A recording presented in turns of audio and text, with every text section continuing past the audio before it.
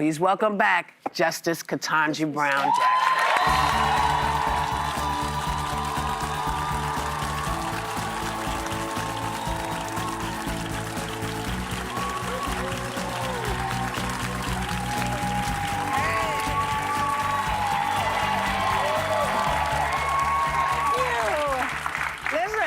It is great to see you again, fresh off the Grammy Awards, Yes. where you were nominated for Lovely One audiobook. Yes. How was that night for you? Oh, well, it was extraordinary. I'd never been to any kind of event like that Right. before, and I was nominated for the book, Yes. so it was such an honor Yeah. to have my work recognized in that way. And you didn't win. I did not win. But the Dalai Lama won. Yes. He got the award. So Yeah, if you're it gonna was great. lose, Yeah, I it was mean, great company to be in. lose Yes. to the Dalai Lama, for Yeah. sure. He'll be coming out with a new album. Some Republicans have criticized the fact that you were even there, given the sort of hot potato political thing that with Bad Bunny, et cetera. They didn't think you should be there. In fact, Senator Marsha Blackburn, has called for an investigation into your impartiality. So, you have any response to that? Well, I mean, when you are in public life, criticism, is part of the job. Yes. I'm sure all of you Yes. have faced it. No, we don't get anything. Another part of the job, actually, my job, is public outreach and education. When the justices are on recess, which is what we are doing right now, we really have an opportunity to go out into the community in various different ways. I was actually in LA because of a moot court that I was doing at around the same time, and it's just so happened that I got nominated for this Grammy, and I was already going to be there, and I thought this is a great opportunity to highlight my work in this way and to see what's happening at the Grammys. And you were nominated. Let's not forget the fact that you were nominated. Yes. You know, and had no way of knowing what anyone's speech was going to be. That's right. I would say Ms. Blackburn is snowflakian. It's her new word. But Justice, your story is a testament to perseverance and to your parents who grew up in the segregated South. Yes. And taught you anything was possible. Now you're sharing that story with teens and young adult readers in the new adaptation of your memoir. Why have you written this edition with them in mind? And what advice would you give to them in terms of perseverance?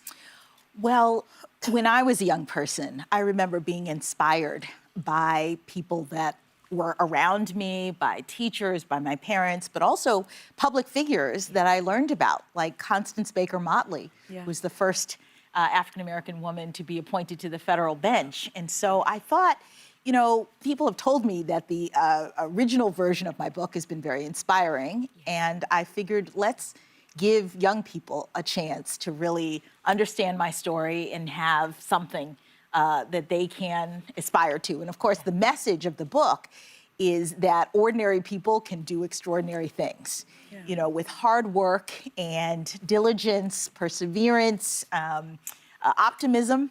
And so I try to say all these things in the book because I really do want to encourage young people to dream big and follow through. I think the that's group true. that it can most land I think on. that's true in a country like this. Yes. I don't know if it's true in every country, and let's hope we can keep it. Well, it's certainly true in this Yes. country. I mean, that is my story. Yes. Someone who came from Miami, not really knowing what was going to happen, but really having a dream of being a judge and then eventually, hopefully, getting on the Supreme Court. And so I've been very Amazing. fortunate, fortunate to have this life. Well, Justice Jackson, in your time on the bench, the Supreme Court's conservative majority has drastically expanded the power of the presidency by limiting the power of lower courts, granting presidents sweeping immunity, and permitting controversial orders.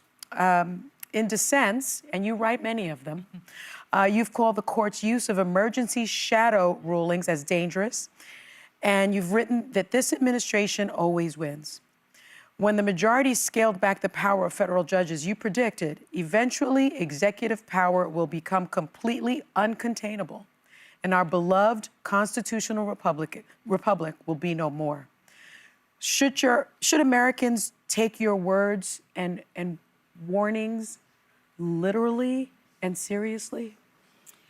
Well, what I'd say is that people should understand how the court works and the ability of judges on the court to express their views, especially in dissent. I think it's one of the best parts of the American legal tradition is that we tolerate minority views and freedom of expression. Yeah.